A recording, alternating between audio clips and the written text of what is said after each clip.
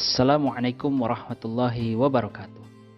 Buat kamu yang ingin belajar bahasa Arab tapi masih bingung harus mulai dari mana atau belum tahu gimana cara belajar yang efektif, video ini cocok untuk kamu. Tips belajar bahasa Arab dari Farabi.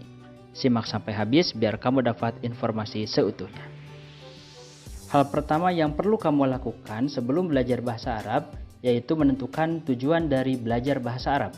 Apa kamu belajar bahasa Arab karena perlu komunikasi dengan bahasa Arab di pekerjaanmu? Kamu belajar bahasa Arab untuk memperdalam ilmu agama Islam yang sumbernya merupakan kitab-kitab berbahasa Arab? Atau mungkin bahasa Arab merupakan pelajaran wajib yang ada di sekolah atau kampus tempat kamu belajar? Kalau tujuan belajar bahasa Arabmu adalah untuk kepentingan pekerjaan, maka komunikasi adalah hal utama. Kamu perlu belajar bagaimana cara berkomunikasi secara efektif dengan bahasa Arab tanpa perlu memikirkan terlalu banyak gramatika di dalamnya. Bagi kamu yang ingin belajar bahasa Arab untuk memperdalam agama, justru tata bahasa ini yang paling penting karena kamu akan dihadapkan dengan kitab-kitab berbahasa Arab yang di sana terdapat makna-makna yang bisa digali dengan tata bahasa. Dan jika kamu belajar bahasa Arab untuk keperluan studi di sekolah maupun di kampus, maka kamu perlu belajar keduanya, baik percakapan maupun tata bahasa secara seimbang. Dengan menentukan tujuan belajar di awal, maka kamu telah mengefektifkan waktu belajarmu dan juga menentukan arah dari pembelajaran yang kamu inginkan dan kamu butuhkan. Selanjutnya, kamu perlu mengenali ragam bahasa Arab yang ada di dunia.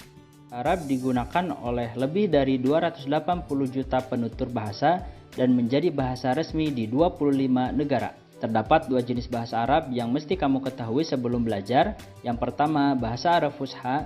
Bahasa Arab Fusha ini dijadikan sebagai bahasa Arab internasional dan juga merupakan bahasa kitab suci Al-Quran dan Al-Hadis. Yang kedua yaitu bahasa Arab Amiyah. Bahasa Arab Amiyah ini merupakan bahasa lokal yang digunakan di tiap-tiap negara yang berbeda.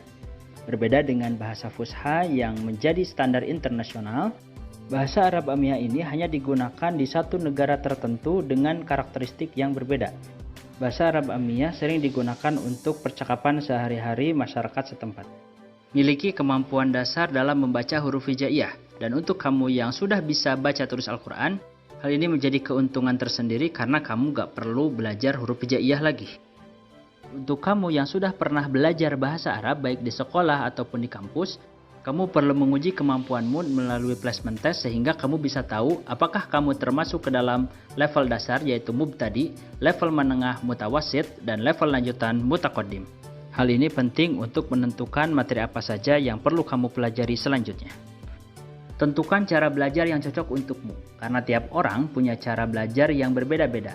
Buat kamu yang suka belajar dalam kelas besar dengan banyak orang di dalamnya, belajar di sekolah, pesantren, universitas, atau lembaga kursus tepat bagi kamu. Tapi buat kamu yang suka belajar secara mandiri, di waktu yang bebas, kapanpun, dimanapun, kamu bisa mencari aplikasi pembelajaran bahasa Arab yang bisa kamu pasang di handphonemu atau di komputermu. Selain itu, kamu juga bisa menyimak video pembelajaran YouTube seperti di channel Farabi ini. Video pembelajaran di channel Farabi ini disesuaikan dengan kurikulum sekolah ataupun kampus. Jadi, kamu bisa nih gabungkan antara nonton video Farabi ini dengan pelajaranmu di sekolah atau di kampus. Kalau kedua cara ini masih belum efektif buat kamu, maka kamu bisa cari guru privat di sekitar rumahmu atau cari guru privat secara online di salah satu website di internet, misalnya Superprof. Di sana, kamu bisa temukan berbagai macam guru privat seperti guru privat bahasa Arab. Perlu diingat sebelum kamu memilih salah satu cara belajar tadi, kenali dulu kelebihan dan kekurangan dari tiap-tiap cara belajar. Belajar di lembaga formal seperti sekolah, pesantren, dan kampus bisa menjadi tempat yang paling umum dan cukup terjangkau bagi kebanyakan orang. Kurikulum yang sudah ditetapkan sebelumnya, guru mengajarkan bahasa Arab kepada banyak siswa secara sekaligus. Cara seperti ini dirasakan efektif untuk sebagian orang.